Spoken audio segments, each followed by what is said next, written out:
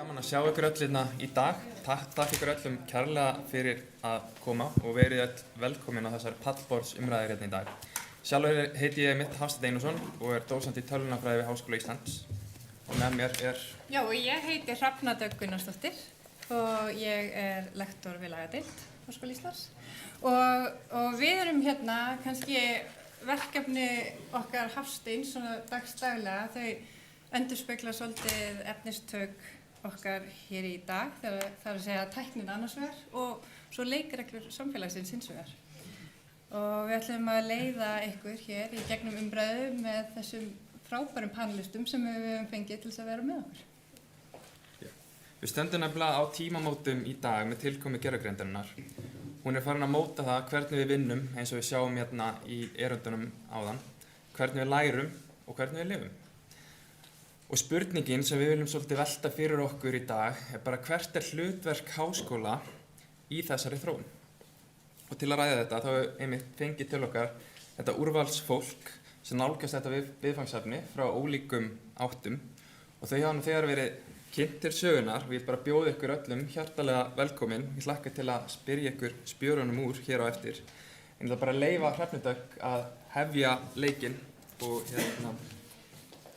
Og vindum okkur bara í þetta og fyrsta spurningin sem að við höfum lagt upp með hér í dag og kannski svona aðal spurningin að hún svo að við biðjum öll ykkur öll sem sitja hérna með okkur að svara. Það hvert rannsóknar hlutverk háskólans í tengslum við gervigreind. Og áður en ég hleypi ykkur á stað, þá ætla ég að biðja ykkur þetta er mikil spurning, áttum á því og óskum eftir að fá kjarnyrkt svör. En ég vil líka fá að leiða þetta, þar að segja, í þessu samhengi þá vildi ég bara fá að byrja til að beina þessari spurningu til Lilju og kannski að þegar þú svarar henni að þá hafir í huga kannski svona þessa undirspurningu sem að svo almannarómur hefur núna unnið náið með háskólasamfélaginu að máltækni. Það módelið fyrir framtíðina? Það er að segja að háskólinn sé bakhjarl í tækniþróun sem að hefur líka skýran samfélagslegan ávinning. Gjörðu svo vel, Lilja. Takk fyrir. Ég vissi að ég þyrfti að halda. Heyrðu, ég það kannski, ef ég útskýri fyrst í örskömmu máli fyrir þá sem ekki þekkja almannaróm, þá erum við miðstöð máltækni og höfum starfað síðan 2014 að þessu markmiði að tryggja að íslenska virki í tækni og að tækni virki fyrir íslensku. Og nákvæmlega eins og þú útskýrir svo fallega, erum svolítið svona miðjan sem að tengi saman samfélagið og atvinnulífið og svo vísindasamfélagið. Og ef ég kannski byrja í upphafið spurningarnar sem snýra rannsóknarhlutverkinu og hvar háskólan og ef maður hugsa háskólan á Íslandi þá finnst mér svona viðmótið línan sem ég hef heyrt oft og kannski ekki síst þegar ég starfaði við stefnumótun. Ég var í forsætisráðuneytinu þessum tíma og í ýmiss konar samtölum þar þá heyrði maður oft Ísland gervigreind, þetta þetta risa heimskapplaup, við erum pínu lítil, þetta ekki staðurinn þar sem við eigum að vera að keppast við að sækja fram. Og þá segir maður á móti en hver ætlar þá að hugsa það í okkar samhengi ef við gerum það ekki sjálf?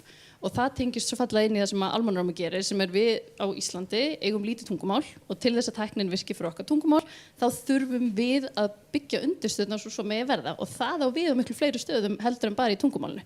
Þannig að hvað rannsóknar hlutverki varðar, þá hef ég mikinn áhuga á þessu sem snýr kannski sérstaklega að sérstöðu Íslands og sérþörfum Íslands og ég held að það séu mikil tækifæri fyrir okkur þar. Ljómandi, þakka þér fyrir þetta, Lilja, og þá kannski beini ég næst spurningunum minni til Sigurðar.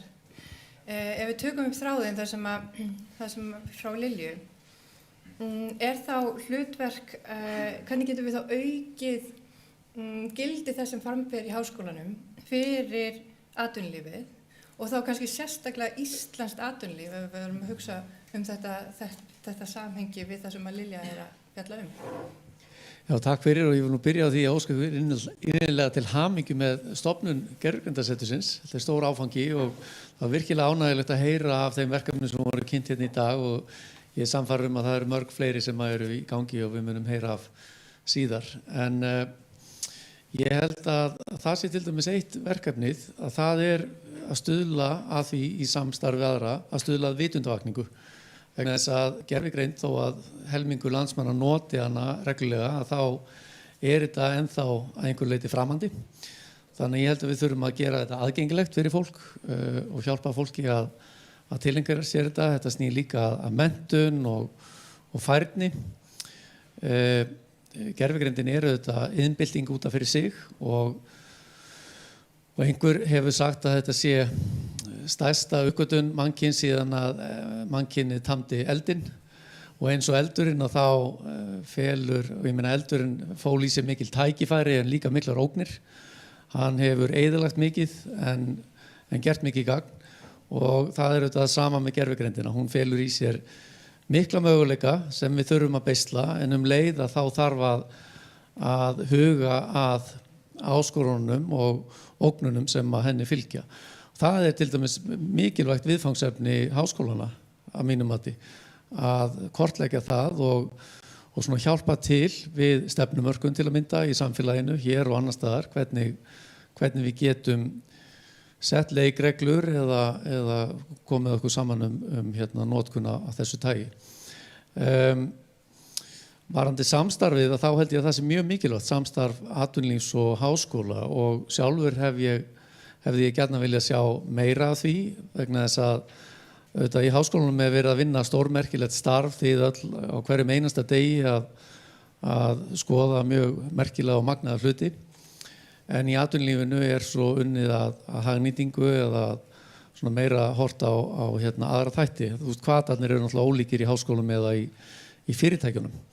En það til mikils að vinna að tengja þarna saman og ég meina almannarómur náttúrulega mjög gott dæmi þetta og leið áminningu það að við erum þegar komin af stað í þessari byltingu. Þetta ekki bara einhver spurning, maður heyrir stundum, þetta eitthvað sem við eigum að taka þátt í eða ekki. Það auðvitað, sú spurning auðvitað á ekki við. Þannig ég held að þarna séu mikil tækifæri en við þurfum kannski að finna leiðirnar til að tengja saman. Ég held að gervigreindasetrið sé mjög góð leið til þess og fleiri skólar náttúrulega hafa farið af stað líka með önnur verkefni þannig að við þurfum að finna það. En ég held að það megi horfa kannski líka á styrkjaumhverfi þarna. Þar væri hægt að setja upp ákveðna hvata. Við horfum til dæmis til Svíþjóðar þar sem eru mjög öflugir sjóðir fyrir utan ríkið, sjóðir eins og Wallenberg-sjóðirnir eða aðrir sem að styrkja rannsóknir stóra fjárhæðir á hverju ári. Þar eru til dæmis innbyggðir hvatar til samstarfs fyrirtækja og vísindana. Þannig að þetta svona eitt dæmi módel sem að áhugavert og svo örugglega til fjölmörg önnur. Takk fyrir Sigurður og Magnús Karl ef ég fæ að halda áfram með þetta samtal og beina þá spurningunum til þín og kannski bæta þá við í þessu samhengi miða við þennan kannski að einhverju leyti yfirþyrmandi lista af verkefnum sem að blasa við og þau mismunandi hlutverk sem að háskólinn getur haft í því samhengi. Hvernig eigum við að fara að því að sinna því okkar megin hlutverki að stunda grunnrannsóknir á mismundi sviðum og svo alla þessa hina þætti sem að einhver þarf að taka. Takk Hrefna og ég ætla að taka undir með Sigurði og skil hamingju. Þetta stór dagur og mikilvægt fyrir háskólan að hafa gervigreindasetur sem kannski afmarkar stofnunina segja fókus hennar á þessa umbyltandi tækni og við þurfum að muna það líka þessi umbyltandi tækni mun breyta samfélagi okkar, hún skapa vandræði og tækifæri á sama tíma og við þurfum sem samfélag að hugsa það hvernig við tökum á því. Ég held að við sem háskóli og háskólasamfélag þurfum að hugsa það hvert hlutverk háskóla Ég ekki hér sem fulltrúi Háskóla Íslands, heldur vil ég kannski líta meira á mig sem fulltrúa þessa ideal háskóla sem að reyna að gera það sem góðir háskólar gera. Það að mennta fólk og skapa nýja þekkingu. Og við verðum að muna það líka að gervigreindin, þessi umbyltandi tækni, hún óx út úr háskólasamfélagi og þekkingarsköpun. Nóbelsverðlaunin í fyrra í eðlisfræði komu til 2 prófessora sem að fyrir 40-50 árum síðan lögðu grunninn að því að þessi tækni óx og varð að því sem það í dag. Þannig að það þekkingarsköpunin sem að háskólinn þarf að hugsa Við höfum ýmiss konar hlutverk, en þetta grundvallar hlutverki okkar. Ef við sinnum því, þá sinnum við samfélaginu. Við þurfum að passa okkur svolítið að vera ekki of upptekinn af því að leysa stöðugt þau vandamál sem komið utan frá til okkar. Við þurfum að taka þátt í því og ég tek undir með Sigurði. Ég held að til dæmis hvernig við fjármögnum háskóla, hvernig, og ég vil segja vanfjármögnum háskóla á Íslandi, hefur áhrif á það hvernig við munum bregðast við þessari stóra spurningum. Við þurfum að fjármagna þekkingarsköpun. Ísland sem samfélag og Nóbelsverðlaunin í hagfræði í ár hafa fært okkur heim sanninn það að nútíma samfélag þau vaksa ekki án þekkingarsköpunar. Og þetta þarf að vera grunnurinn að því hvernig við hegðum okkur í okkur háskólasamfélagi. Við þurfum að stunda þekkingarsköpun. Síðan eru tól eins og Sigurður að benda á hvernig við getum til dæmis stuðlað að samvinnu atvinnulífs og háskóla. Við höfum notað það mjög lítið. Þau höfum verið mjög einföld tól og ég tek alveg undir það. Þar þurfum við að hugsa betri tól. Í þessum dæmum sem við sáum hérna í erindunum í dag og bara það sem við þekkjum frá gervigreindinni og svo spunagreindinni, það ekki endilega hægt að reiða sig á allt það sem fram kemur. Hvernig eigum við að leysa þetta? Horfum aðeins bæði þá kannski til rannsókna og kannski kennslu? Eigum við að vera einblína sem háskóli á að þróa og nýta tæknina?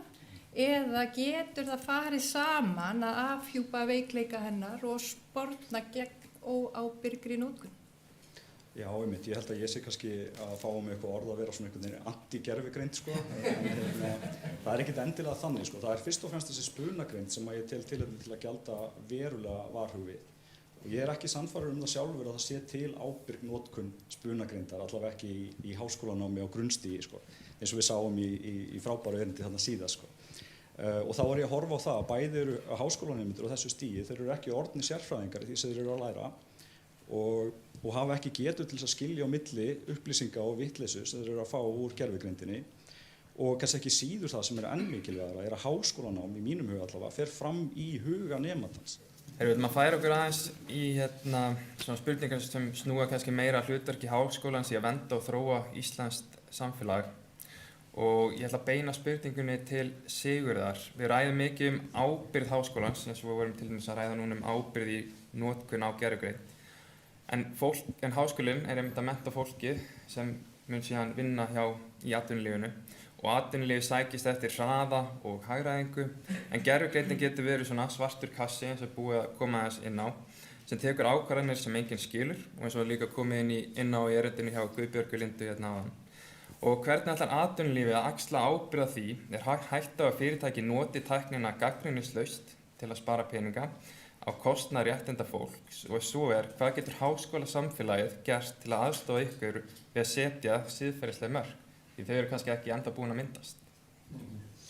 Já, þetta þetta mjög góð spurning og þetta með siðferðilegu mörkin kannski það sem við vorum að ræða hérna þess áðan að það eitt af því fjölmörgu sem við þurfum að finna út úr og við treystum mjög mikið á háskólasamfélagið þar en ég held að lykilatriðið þarna dómgreind því að þú veist það bara stór hluti af því að aðlagast eða taka gervigreind í notkun að það að skilja þess á milli eða svona nota dómgreindina varðandi það hvernig maður nýtir þær upplýsingar sem að birtast manni eða koma þarna fram og við höfum séð ýmis dæmi það í fyrirlestrinum hérna í dag og varðandi dómgreindina þá held ég að samfélagið hljóta að reiða sig á háskólasamfélagið eins og aðra til þess að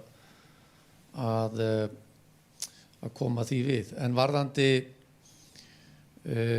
svona hraða og hagræðingu og annað sem að þú vísar í fyrirtækjunum að þá myndi ég kannski segja að eins og við fórum yfir áðan hvatarnir eru auðvitað mjög ólíkir í háskólum eða í fyrirtækjum og það eru aðrir þættir sem eru lagðir til grundvallar og svona ólíki þætti sem að skipta máli. Ég meina augljósa dæmið er bara að skrifa og birta greinar og hitt er að skila hagnaði til að mynda. Þetta er svona einfalda myndin. Og fyrirtæki auðvitað skila ekki hagnaði til lengri tíma ef þau eru óábyrg í sínu framferði. Þau reiða sig á viðskiptasambönd til lengri tíma að framleiða góðar vörur eða skila góður þjónustu, þannig að ég held að það muni örugglega skilja mjög hratt á milli þeirra sem að vanda sig ekki og svo hinna sem að gera það. Takk fyrir. Ég ætla að halda aðeins áfram á þessum nótum og það verður talað þá bara siðferði og framfarir og beina þá næstu spurningu til Odds og kannski mátt endilega líka svona komið með vangaveltur í kringum svar Sigurðar. En Sigurður, þú vilt eflaust eins og við komum inn á kannski sjá hraða innleiðingu til að auka framleiðni, auka hagnað, en Oddur, þú þarft kannski að huga réttaröryggi. Getur háskólinn verið of varkár og íhaldsamur eða er hann nauðsynlegur svona bremsuklossi á tækni sem mögulega er að fara of hratt? Sko, ég gerir sjálfur sér engar athugasemdir við hraða innleiðingu gervigreindar þar sem hún yfirhöfuð á við, þar sem búið að mynda einhverja samstöðu að gervigreind sé góð hugmynd til þess að leysa vandamál. Og ég get sem dómari, nefnt sem dæmi, ég get ekki beðið eftir að fá góða talgreina sem geta greint það sem fer fram í dómsal með nægilegri nákvæmni til að spara okkur mjög margar vinnustundir á ári. Og þessi tegunda gervigreind, við hreinlega getum ekki beðið eftir þessu. Þar er Háskóli Íslands mjög mikilvægur og til dæmis, ég meina ef við förum að útskrifa verkfræðinga sem að ráða ekki við gervigreind, að þá verða verkfræðiprófin frá HÍ mjög fljótlega verðlaus. Þannig að þetta er einfaldlega þessi skilsmunur á milli spunagreindar sem ég held að spinni fyrst og fremst frekar en að hjálpa okkur og þessari hjálplegu gervigreindar, hann er mjög mikilvægur. Takk fyrir. Ætla ég að leyfa Magnúsi og Lilju að taka eina síðustu spurninguna og sjáum svo hvort við höfum smá stund fyrir auka spurningu í lokin. En Magnús, þú mögulega sér gervigreindana með einhver tækifæri sem gætu þá bjargað mannslífum og Lilja, þú sér tæknina mögulega þannig að hún þarf að skilja mannlegt mál og menningu. Getur háskólinn brúa bilið milli þessara hörðu vísinda og hugvísindana? Þurfum við tæknimenn sem lesa heimspeki og lækna sem kunna að forrita?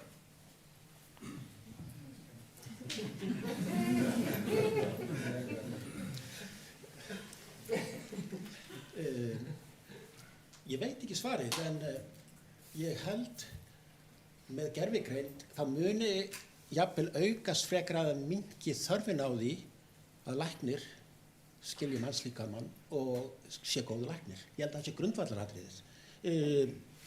Ég held að takast á við það verkefni og við erum í upptekinn af því þegar við erum að mennta læknanema núna. Ég hugsa mikið það núna þegar við erum að mennta kynslóð sem er að fara í gegnum menntakerfi núna notandi gervigreind. Þetta er stórkostlegt tækifæri en auðvitað höfum maður áhyggjur af því að hvað maður að segja, aðferðafræðin við að tileinka sér fræðin, hún er að breyta svo mikið að ég held að við óskup einfaldlega vitum það ekki út frá hvað maður að segja hvernig heilinn starfar og hvernig við tökum af okkur þekkingu, hvort að þetta sé, hvað maður að segja, muni skila sama árangri og hefur gert áður. Ég bara veit ekki svarið við því. En ég held að grundvallaratriðið sé að við fókuserum á að læknir sem að getur tekist á við það að nýta gervigreindina, hans megin viðfangsefni er að svara spurningunni, er gervigreindin að stunda góða læknisfræði? Það er að segja, þegar gervigreindin í dag er farin að lesa röntgenmyndina, þá er eini aðilinn sem getur kannski að einhvern hátt lagt mat á það hvort að hann las rétt sé einhver sem kann að lesa röntgenmyndina. Og þannig að ég held að lausnin sé ekki svo að við séum að búa til tölvunarfræðing sem að veit hvernig gervigreindin komst að þessari niðurstöðu heldur. Við þurfum á sama hátt og áður þurfum að hafa góðan lækni til þess að skilja grunninn í því sem læknir er að gera. En ég er auðvitað svolítið bara að spekulera núna og ég er fullt á þessum svörum sem ég hef bóðskleifinlega ekki svarið við. Ég get með glöðgeði spekulara með þér. Ég veit alveg örugglega ekki svarið heldur, en ég held einhvern veginn, ef við sjáum hvernig gervigreind, spunagreind, kannski fyrst og fremst er nýtt í dag, þá tekur hún einföldu verkefnin að einhverju marki og skilur eftir það sem er í efra laginu og til að sinna þeim hluta vel þá þarftu oftar en ekki að hafa fyrir eitthvað breiðan þekkingagrunn sem að myndi tala til þess að við viljum skilja önnur svið en kannski ekki síst að við þurfum svo öll að skilja tæknina sem við ætlum að nota þannig að kannski þurfa allir litla tölvunarfræði í sér eða verkfræði en svo er líka bara áhægt að horfa á það sem að þjónar þessum tilgangi sem hefur verið vel gert eins og máltækniáætlanir stjórnvalda þar sem að íslensk stjórnvöld ákveða hér eitthvað sem skiptir okkur máli og þetta er svo dásamlega skemmtilegt að það að svona standa vörð íslenskuna ég held að segja eitthvað svona 98% Íslendinga segja að þetta skiptir okkur máli þannig að þetta er örugglega eini málaflokkurinn sem að lifir alltaf af stjórnarskipti og nýtur áframhaldandi stuðnings sem er dásamlegt en þarna er sett ákveðin rannsóknaráætlun og það sem er fallegt við hvernig hún var unnin er að hún sótti fræðafólk í bæði HÍ, HR hingað til hefur bara verið þessi 2 skólar Árnastofnun og svo líka fræðafólk sem eru starfandi hjá litlum sprotafyrirtækjum og setti alla þessa aðalega í samstarfi kringum að byggja innviðina og þarna færðu sjálfkrafa líka svolítil þekkingaskipti og dýfkar þekkingagrunnin þvert á sem er kannski auðveldar svo líka að tengja það við hagnýtingunan í atvinnulífið og í þá áttina tek ykkur til hliðar við hérna raunverulegu spurningu af því ég veit ekki svarið en mögulega má nýta það sem grunn til að hugsa um það. Já, takk fyrir þessar vangaveltur. Mér finnst mjög gaman að heyra líka þessar vangaveltur að einhver þarf að skilja það sem kemur frá gervigreindinni og lagt mat á það. Einhverjar vangaveltur hafa verið í gangi til dæmis að í framtíðinu verðum við öll verkefnastjórar því að það er ekki sérfræðinga lengur og öll verðum við að verkefnastýra gervigreind. En það kannski leiðir mig svona svolítið inn í síðustu spurninguna, erum við ekki alveg á góðum tíma? Og það er og ég vil ekki fá svarið að við þurfum að kenna meiri verkefnastjórnun en ef við mættum tryggja að eitthvað tiltekið námsefni áherslur inn í námskrá Háskóla Íslands fengju svona meiri athygli til að mæta þessari gervigreindagbyltingu hvaða námsefni eða áherslur væru það og ég ætla bara að bjóða ykkur að taka orðið og ég get bara að byrja því að ég var að klára Ef það er einhver færni þá held ég að tala svolítið inn í svona síðasta umræðu efni sem er að byggja færnina til samvinnu og til þess að eiga samtala ólíkum grundvelli. Þannig að ég held einhvern veginn þverfaglegt er galdurinn og samvinna er galdurinn og það er það sem er svo fallegt við það sem að þið eru öll að gera í dag, nákvæmlega með þessu setri sem er að tengja við erum öll að vinna í gervigreind, við erum að gera það þvert á þennan risastóra háskóla og það held ég að sé og verði alveg bókað vísir að ykkur mjög spennandi. Já, ég get aðeins komið inn á þetta frá lögfræðinni. Ég meina, grundvallarhugtökin þar eru kannski dómgreind, eins og Sigurður er búinn að minnast á, og svo er annað hugtak sem er ákvörðunartaka. Við getum ekki gleymt því að þetta eru vélar. Það skilja ekki, það vita ekki hvað það er að vera manneskja. Og þegar við stöndum frammi fyrir mannlegum ákvörðunum eða því sem okkur langar til að gera, þá eru vélar bara ekki rétta verkfærið.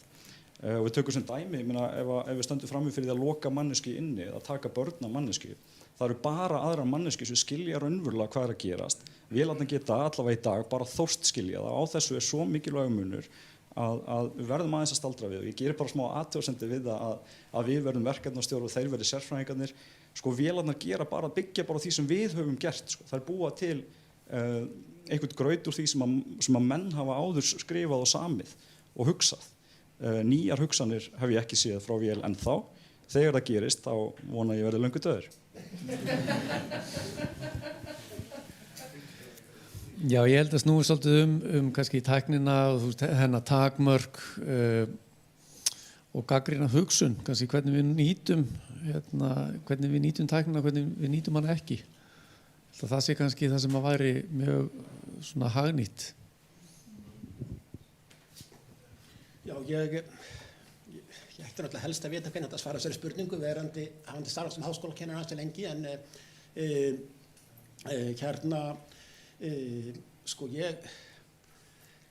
ég held að vissu leyti við stöndum mörg frammi fyrir því núna að við höfum reitt okkur ákveðna kennsluaðferðir og ég held við séum að finna það mörg að kannski eru þessar kennsluaðferðir ekki það réttu í viðkomandi umhverfi. Við erum ofta að messa yfir of litlum hópi fólks sem hluti fólks er heima hjá sér og er að einhvern veginn að stunda námið með ólíkum hætti.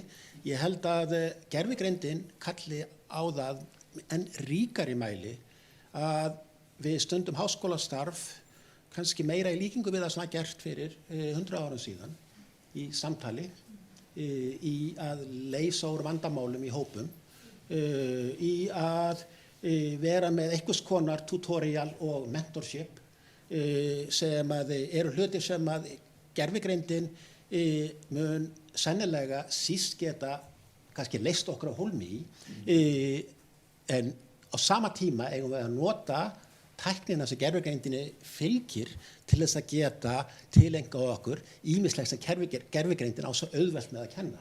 En ég hef áhyggjur af því að